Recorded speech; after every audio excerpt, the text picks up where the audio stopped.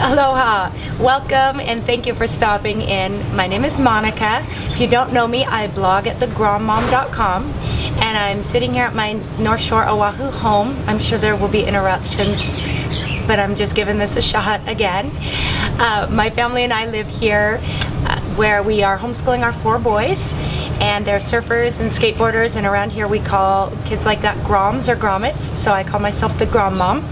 And on my blog I announced that I would be doing a little video series, so I'm giving this a shot. I asked what topics people would like me to start with, and it seemed most people were wanting parenting first, so today I'm going to talk a little about parenting.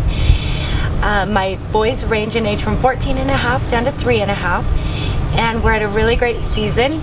So far so good, things are going well, and people tend to ask me a lot of questions about what we do and how we've approached parenting, how we've approached our family life.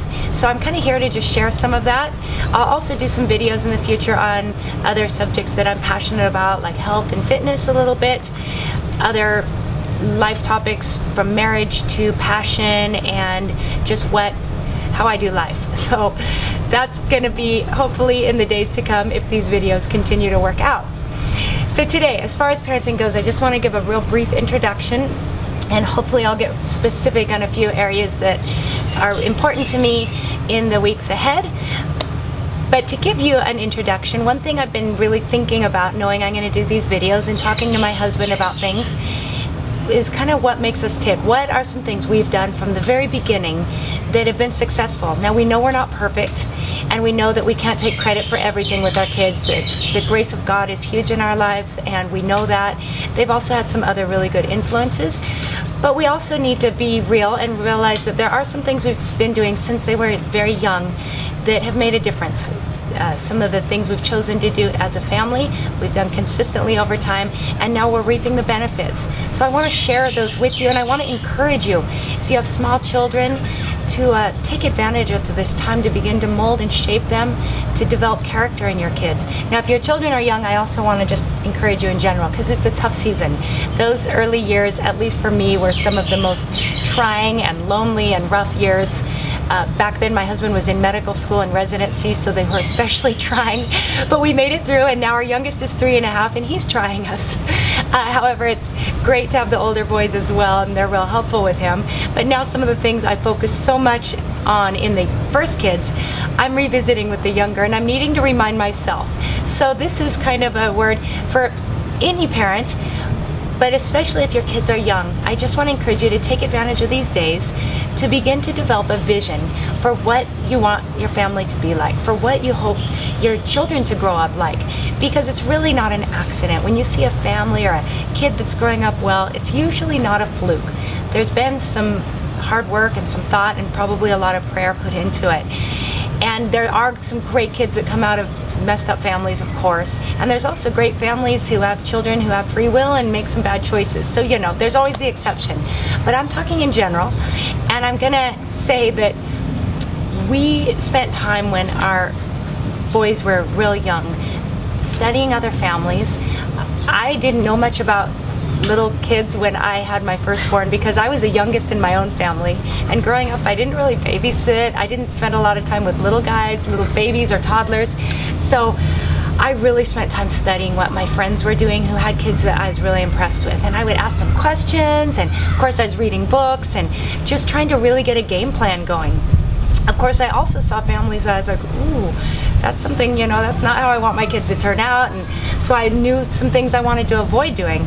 But I really spent time asking a lot of questions. So I encourage you to find families, find role models, if it's on the internet or in books, find that. And then begin to walk out today what your hopes and dreams are for the future, because it really does begin each day. And it takes that consistency. Obviously, there's days where you're tired or busy and you're not doing as well, but if there's a consistent theme in your family working towards those goals, then you're gonna have the reward later. Just some little examples, but one of the things I think often of is when my firstborn was just little. This is Oscar. Go away. We had some friends and they had a teenage kid, and he was a really smart boy, a nice kid, but when we would go to their home, he'd be at the computer, and I just remember he would always be so focused, and he would never turn and greet us. And that sounds silly, but it bothered me. I was like, ew, I don't want a kid that doesn't turn and say hello to people who walk in. So right then I started going, okay, let's start now. So I would take my toddler and I would start to work with him before someone would come over. I would talk about how to greet them, how to put down what you're doing and turn and say hello, and before they left to say thank you and goodbye. So that's just one small example. We have a lot of people ask us about chores and responsibilities at home, so that would be another thing I'd love to tackle in the future, just how we do that. But there's a lot young kids can do. Sometimes it's more of a pain for the parents early on than it is helpful, but it's worth starting them young. I believe kids can do a lot, and that they can be a blessing in the home and not just a burden. And so when the kids are little, to begin to give them some responsibilities, things that they can do.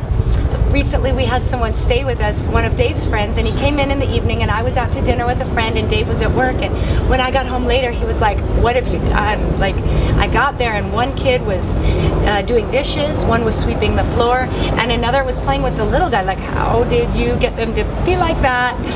And I laughed because it didn't just happen one day. I mean, I started them young and they understand responsibilities.